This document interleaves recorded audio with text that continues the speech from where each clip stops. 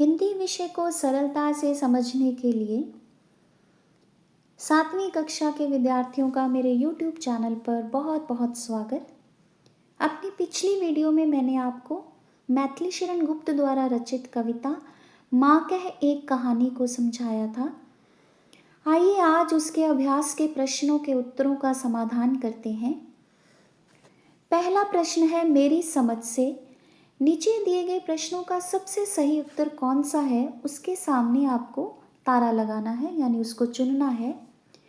पहला प्रश्न है, माँ अपने बेटे को करुणा और न्याय की कहानी क्यों सुनाती है? तो उसके लिए आपको 4 विकल्प दिए गए हैं। राजाओं की कहानियों से उसका मनोरंजन करने के लिए, उसमें सही और गलत की समझ विकसित करने के लिए, उसे परिवार की विरासत और पूर्वजों के बारे में बताने के लिए, उसे प्रकृति और जानवरों के बारे में जानकारी देने के लिए।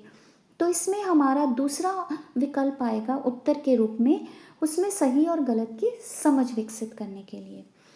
दूसरा प्रश्न आपका, कविता में घायल पक्षी की कहानी का उपयोग किसके लिए किया गया?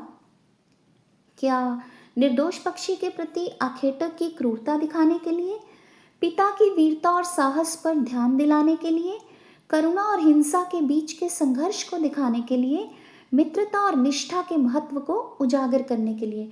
तो इसमें आपकी तीसरी ऑप्शन आ जाएगी, करुणा और हिंसा के बीच के संघर्ष को दिखाने के लिए। तीसरा प्रश्न है आपका, कविता के अंत तक पहुंचते पहुंचते बच्चे को क्या समझ में आने लगता है? न्याय सदैव करुणा के साथ होना चाहिए, निर्णय लेते समय सदैव निडर रहना चाहिए, आखेटकों का सदैव विरोध करना चाहिए, जानवरों की हर स्थिति में रक्षा करनी चाहिए। तो अंतिम पंक्तियों में हमने करुणा की बात की थी, न्याय की बात की थी, इसलिए हमारी यहाँ पर पहली ऑप्शन उत्तर होगा, न्याय सदैव करुणा के साथ होना चाहिए। इसके बाद आगे आ गया, मिलकर करे मिलान। बेटा जो है पहला, उसका बन जाएगा, या दूसरी तरफ से तीसरा ऑप्शन, सिद्धार्थ और यशोधरा के पुत्र राहुल। माँ है पहला ऑप्शन, यशोधरा एक राजकुमारी सिद्धार्थ की पत्नी, और तात है सिद्धार्थ एक राजकुमार के बाद जो बाद में गौतम बुद्ध के नाम से प्रसिद्ध हुए। पंक्तियों पर चर्चा करते हैं। कोई निरपराध को मारे तो क्यों अन्य ना उसे उबारे, रक्षक पर भक्षक को वारे न्याय दया का दानी। यानी अगर कोई व्यक्ति किसी निरपराध व्यक्ति को मारता है तो दूसरे को उसको बचाना चाहिए।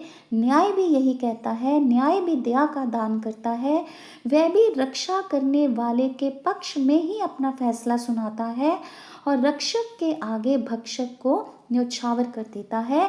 ठीक उसी प्रकार जिस प्रकार पिता के आगे आखेटक यानी शिकारी को न्योछावर कर दिया गया। दूसरा है, हुआ विवाद सदैव निर्दय में।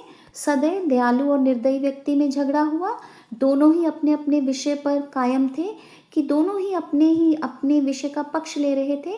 शिकारी कह रहा था मेरा लक्ष्य है हंस, मुझे वापस दिया जाए, तो पिता कह रहे थे हंस को मैंने बचाया, ये मेरा है। तो ये बात जब न्यायालय तक पहुंच गई तो न्यायालय में सभी लोग होते हैं, सभी ने सुना और सभी ने इसको जाना। इसके बाद आपके सोच विचार के लिए 5 प्रश्न दिए गए हैं, इसके उत्तर मैं आपको अगली वीडियो में बताऊंगी। अनुमान और कल्पना से में करते हैं। पहला क, माँ ने अपने बेटे को कहानी सुनाते समय अंत में कहानी को स्वयं पूरा नहीं किया, बल्कि उसी से निर्णय करने के लिए कहा। और यदि आप किसी को ये कहानी सुना रहे होते तो कहानी को आगे कैसे बढ़ाते? देखिए, इसमें सबके अपने अपने विचार होंगे, आपकी अपनी सोच पर निर्भर है ये उत्तर, लेकिन फिर भी हम कुछ एक बिंदुओं को लेकर चल सकते हैं।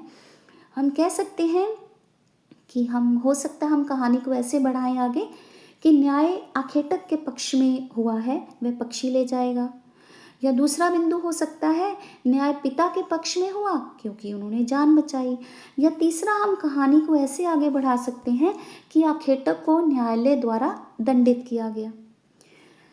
अब हम करते हैं इसका दूसरा प्रश्न। मान लीजिए कि कहानी में हंस और तीर चलाने वाले के बीच बातचीत हो रही है।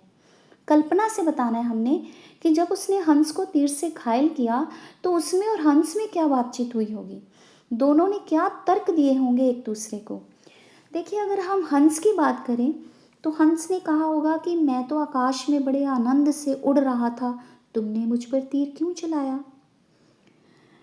मेरा जीवन भी अनमोल है, मुझे भी जीने का अधिकार है, तो तुमने मुझे घायल क्यों किया? तुम मुझे क्यों मारना चाहते थे? तो हम अपनी कल्पना से सोच सकते हैं कि हंस ने शिकारी को ऐसे बोला होगा। अब हम अगर आखेटक की बात करें कि आखेटक ने कहा होगा कि भाई मुझे तो शिकार करने का शौक है, मैं तो अक्सर शिकार करता हूँ और मेरा शिकार कभी भी व्यर्थ नहीं जाता। मुझे अपने लक्ष्य साधने पर बहुत अभिमान है, गर्व है, तो मैं तो शिकार करूँगा और मुझे तुम्हारा शिकार करने की ही आज इच्छा थी। तो इस तरह से कल्पना से ये बिंदु सोचे जा सकते हैं। तीसरा इसका प्रश्न है, मान लीजिए कि माँ ने जो कहानी सुनाई है आप भी उसके एक पात्र हैं, तो आप कौन सा पात्र बनना चाहेंगे? तो हमें 5 पात्र दिए हुए हैं, तो आप कोई भी पात्र बनना चाहेंगे, तो क्यों बनना चाहेंगे वो कारण आपने सोच के लिखना है। ठीक है। इसके बाद आ गया पुत्र द्वारा कहे गए कथन और माँ द्वारा कहे गए कथन। ये आपने कविता की पंक्तियों से ही एक दूसरे के प्रश्न और उत्तरों को लेकर लिखना है। इसके बाद है शब्द से जुड़े शब्द। प्रकृति से उसने एक शब्द उपवन दे दिया, तो सामने वाले बॉक्स में हम सुरभि भर सकते हैं, अगले बॉक्स में पानी, उससे अगले बॉक्स में हिम बिंदु और उससे अगले खाने में हम झोंके भर सकते हैं, फिर खग भर सकते हैं, फिर फूल। तो हमारे सारे खाने, हमारे सारे बॉक्स पूरे हो जाएंगे। प्रकृति से जुड़ी जितने भी शब्द हैं इस कविता में आए वो सारे इसमें आपने भरने हैं। इसके बाद आ गया पंक्ति से आपको पंक्ति मिलानी है। जैसे देखो पहली है, कहती है मुझसे ये चेटी, तो ये आपका दूसरे कॉलम में 7 नंबर बनेगा। ये सेविका मुझसे ये कहती है। तू है हठी मानधन मेरे, 9वां बन जाएगा इसका, हे मेरे पुत्र तू बहुत हठ करता है। तो इस तरह से आपने इन पंक्तियों को मिलाना है। इसके बाद आ जाएगा कविता की विशेषताएं, कविता की पंक्तियां, ये भी आपने ऊपर की तरह ही इनको भी आपस में जोड़ देना है। इसके बाद है रूप बदलकर। कोई भी पंक्ति को आप सीधे अर्थों में सीधे शब्दों में लिख सकते हैं। जैसे सुन उपवन में बड़े सवेरे तात भ्रमण करते थे तेरे, सुनो आपके पिता एक उपवन में बहुत सवेरे भ्रमण किया करते थे। तो अगर आपको कोई कविता पंक्ति इसी तरह बदल कर लिखने के लिए आ सकती है तो आपने उसको इसी तरह लिखना है। इसके बाद है कविता में विराम चिन्ह। तो जो हमारी कविता है वहाँ से आप देखकर विराम चिन्हों को यहाँ पर भर दीजिए। इसके बाद आपकी बात। सुन उपवन में बड़े सवेरे तात भ्रमण करते थे तेरे, आप या आपके परिवार के सदस्य भ्रमण के लिए कहाँ कहाँ जाते हैं और क्यों? तो आप कह सकते हैं मेरे माता पिता, मेरे दादा सुबह भ्रमण के लिए पार्क बाग बगीचों में जाते हैं। क्यों जाते हैं? स्वास्थ्य लाभ के लिए जाते हैं। सुबह की वायु ताज़ा होती है, सुबह की वायु मन को सुकून और शांति प्रदान करती है और वे अपने दोस्तों से भी सुबह के समय पार्क में मिलते हैं। तो इस तरह से बहुत से बिंदु सोचकर आप उसका उत्तर लिख सकते हैं। इस पाठ में एक माँ अपने पुत्र को कहानी सुना रही है और आप किस किस से कहानी सुनते हैं या थे, तो ये भी आप अपने विचार के अनुसार, अपने अनुभव के अनुसार इसका उत्तर लिखिए। माँ ने कहानी सुनाने के बीच में एक प्रश्न पूछ लिया था। क्या कहानी सुनाने के बीच में प्रश्न पूछना सही है? बिल्कुल सही है। क्यों? क्योंकि हमें पता चलता है कि सामने वाला कहानी को अच्छे से सुन रहा है या नहीं, क्या कहानी उसको समझ आ रही है या नहीं, हम जिस उद्देश्य से कहानी सुना रहे हैं क्या वह उद्देश्य पूरा हो रहा है या नहीं, क्या हम उसको साथ साथ में जो शिक्षा देना चाहते हैं क्या वो उस शिक्षा को ग्रहण कर रहा है या नहीं। इसलिए बीच में प्रश्न पूछना अच्छी बात है। कविता में बालक अपनी माँ से बार बार वही कहानी सुनने की जिद करता है। क्या आपका भी कभी कोई कहानी बार बार सुनने का मन करता है? अगर हाँ तो वे कौन सी कहानियाँ और क्यों? ठीक है। इसके बाद है निर्णय करें।